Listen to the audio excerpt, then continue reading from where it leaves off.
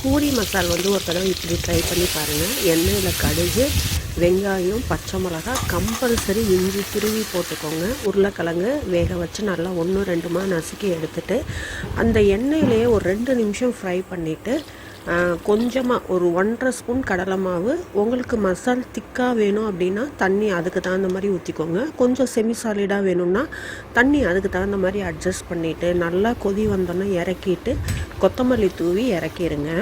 பூரி நல்லா புஷ்ஷுன்னு செஞ்சு ஒரு 2 நிமிஷம் கழித்து ஒரு பூரிக்கு நடுவில் அந்த மசாலா வச்சு இன்னொரு பூரி மேலே அதை வச்சு க்ளோஸ் பண்ணிவிட்டு ஒரு 1/2 hour டிஸ்டர்ப் பண்ணக்கூடாது, அப்படியே விட்டுறணும்.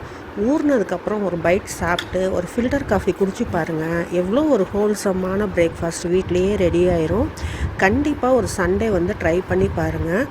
மசாலுக்கு கம்பல்சரி இஞ்சி கொத்தமல்லி நல்லா ஒரு கைப்பிடி அளவு போடுங்க. கடலை மாவு 1 ஸ்பூனுக்கு மேலே